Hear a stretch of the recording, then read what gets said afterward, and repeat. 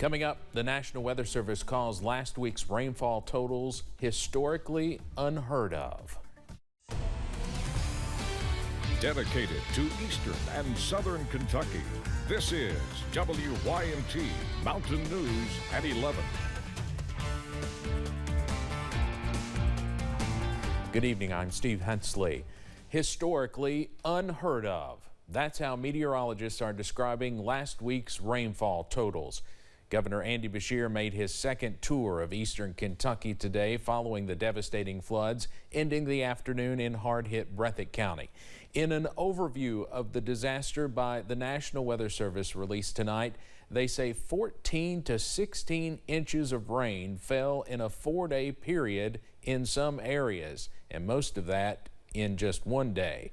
And there is a 1 in 1,000 chance of that happening in a given year. WYMT's Keaton Hall begins our coverage with the governor in Jackson. The governor made a stop in Breathitt County on Tuesday, stunned by the damage in the area. Just coming in from the Hazard Airport, going down that line, parts of people's homes strewn all over the place. There are homes that we still can't find.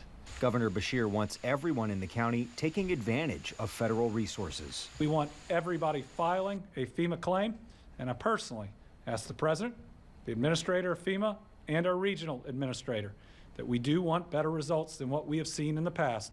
FEMA is on the ground now, setting up individual assistance registration centers. We have opened now in 5 of the counties mobile registration centers. These are staffed by FEMA people, and the public can go there if they live in one of the declared counties and register on the spot. If you live in Breathitt, Clay, Knott, Letcher, or Perry, mobile registration is currently being offered, with more locations potentially being added in the future. I've covered floods, hurricanes, tornadoes. This is obviously one of the worst ones that I've covered. And the threat is not over, as dangerous heat is expected this week. And so everybody out there, think about your loved ones, think about your friends and family. Again, we didn't make it through the worst flooding that we have ever seen in our lifetime to lose somebody now to heat. And it's going to be hot. But now, with more options for recovery.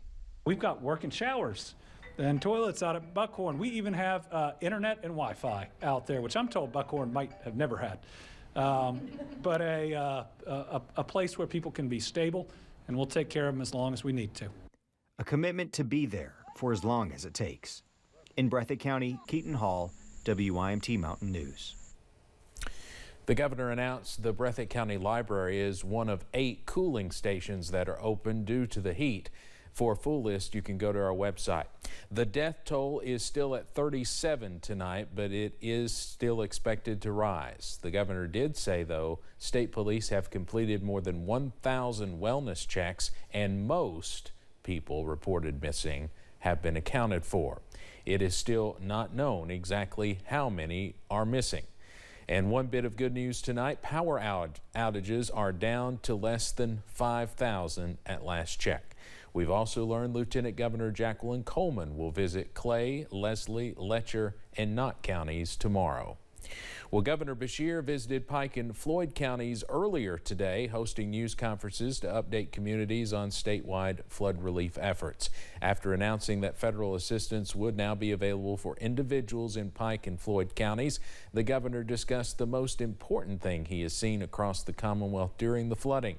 He says watching neighbors come together to help each other out, especially when most of them are facing the same struggles. It's a small light in an otherwise dark time. What you see behind us is what's possible when people come together and they care about their neighbors more than anything else. We live out those most important commandments and realize that the parable of the Good Samaritan means that every single Kentuckian, American, every person around this world is our neighbor, and it's our job to show love for them. The governor said First Lady Brittany Beshear is working on a program to help children in the area, something he expects to have more information on in the days to come. A group called Samaritan's Purse is trying to help homeowners in Breathitt County with the ongoing cleanup, but they need volunteers to do the job. Workers spent much of the day visiting with homeowners whose homes were almost completely destroyed. Samaritan's Purse is looking to help homeowners get rid of the mess and rebuild, but they cannot do it alone. It is a very traumatic experience for the homeowner to see everything they own go to the curb. Probably be back this afternoon. Okay. Depends on how many volunteers show up. Samaritan's Purse had at least 2 volunteers show up today, but not enough to send out a team for cleanup. They hope more volunteers show up tomorrow.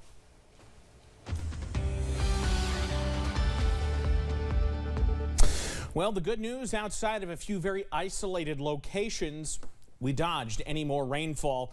Really, after we got through Sunday night, we did have a couple of showers today, but for the most part, we've remained dry, and that's good news. Unfortunately, the heat is building in as we head into the midweek. Pikeville Medical Center camera at this hour. All is quiet downtown, all mid-70s as well. Camera from UVA Wise, if you look real close, you can see some of the stars out there. That's what we like to see. They're in the upper 60s right now in Southwest Virginia. We made it into the middle and upper 80s around the region today. That's a preview of things to come as we head through the remainder of this work week, because we're headed back toward the 90-degree mark with heat indices even higher than that. Outside right now, still low to mid-70s around the region. A very August-like 11 o'clock temperature reading around the mountains, and that's something will continue overnight. Pinpoint Doppler, some low-level moisture being picked up out in our western counties as you head towards places like northern Pulaski and into Rockcastle County. Maybe if you're in near Lake Cumberland, you're seeing and looking off to the west and seeing what would be called heat lightning. That's a storm over the Greensburg area. That's going to continue to fade away as we lose the daytime heating, as we're now well past the sunset and satellite and radar. Other than that, one storm is all quiet. Not just in the mountains and in Kentucky, but around the region as well. So for tonight, partly to mostly clear, near 70 as we finish things off. I've got the latest, though, on how hot the temperatures could be and if we could see more showers and storms coming up in just a bit. Steve? Evan, thank you. Today we heard from 2 people sheltering in Wolfe County who lost everything but are grateful to be alive.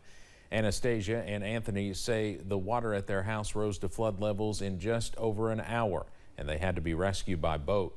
They were taken to West Perry Elementary before being moved to Wolfe County.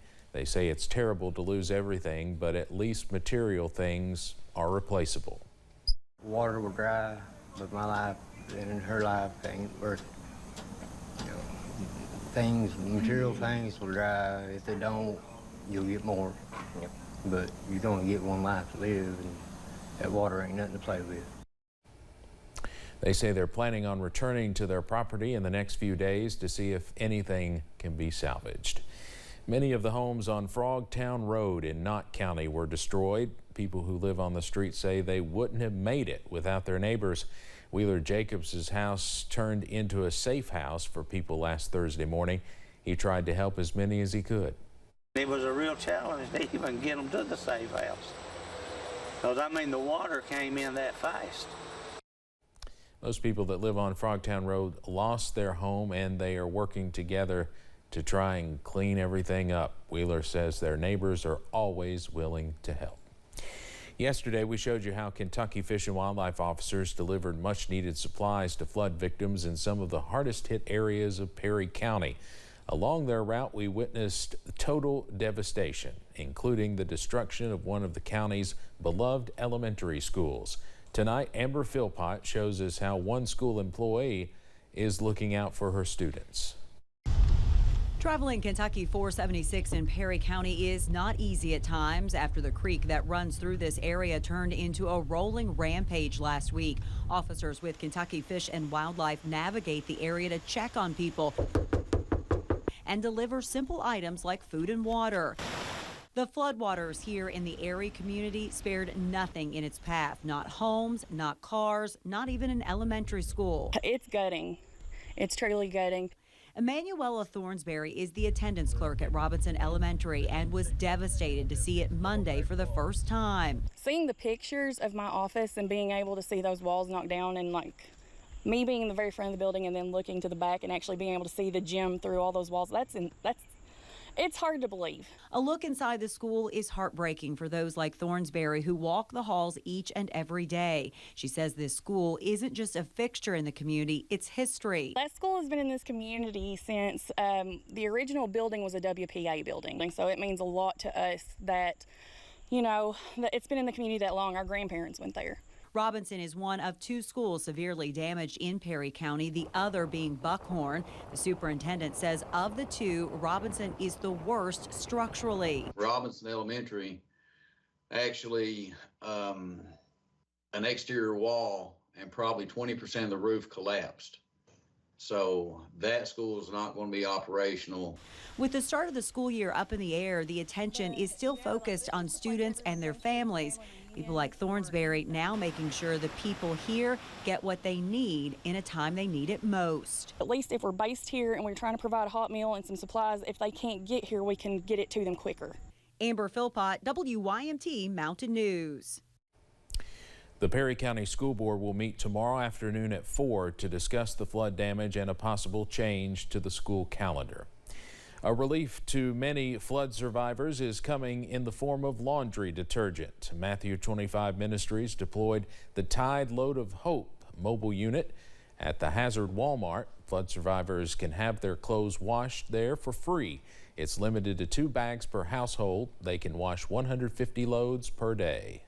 We're happy we can come and help, and Tide feels the same way. That's why they support the disaster program. We talked to a flood survivor today who was having his clothes washed. He said he appreciates the help. One business in Floyd County is working hard to rebuild, reopen, and help the community. The Garrett Fountain is just one of many businesses damaged or destroyed in the recent flooding, and owners Aaron and Amber Sparkman say there was around 2 feet of water throughout the restaurant. Amber Sparkman shared that although the site of the destruction to homes and businesses was hard to overcome, the region can and will build back with help from God. I don't think anyone would have been able to even start this process without the faith that we have in our community that God would get us through it, because it's overwhelming to look at the massive amounts of damage and loss. Both Amber and Aaron say thanks to help from the community, the business plans to reopen this coming Friday and begin helping others in the area by gathering donations as well as helping feed folks throughout the region. We are partnering with the Foundation for Appalachian Kentucky and Appalachian Regional Healthcare for Appalachia Rises. Scanning the QR code you see there on your screen will take you to our fundraiser page. There you can find information on both relief efforts. Well, Joe and Kelly Kraft are known for their generosity after tragedies in the state of Kentucky, and now they are turning their attention to Eastern Kentucky flood victims. They spoke to our sister station, WKYT, today about why this is such a meaningful project to them and how the resilience of flood victims has inspired them.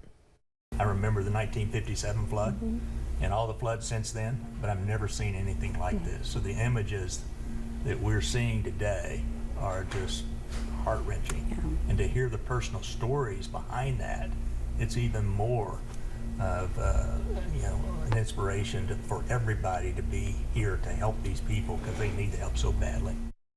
Of course, Joe Kraft is a Hazard native, and he mentioned the 1957 flood, which is the worst river flood on record in Hazard. The Krafts have pledged to match every dollar we raise for the Foundation for Appalachian Kentucky Crisis Fund, up to now $1.5 million.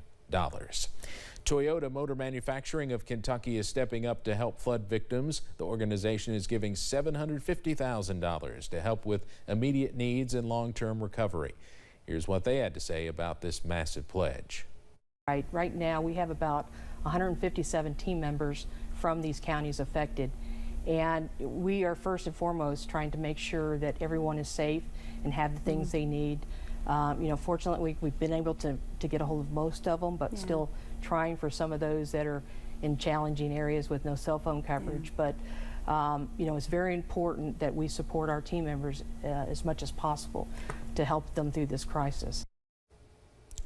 The money is being split between the Foundation for Appalachian Recovery and St. Bernard Parish, which has been helping with disasters since Hurricane Katrina.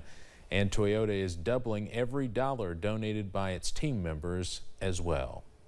Coming up on Mountain News at 11, from our backyard to the bluegrass and beyond, businesses and organizations continue to show an overwhelming amount of support for us here in Eastern Kentucky.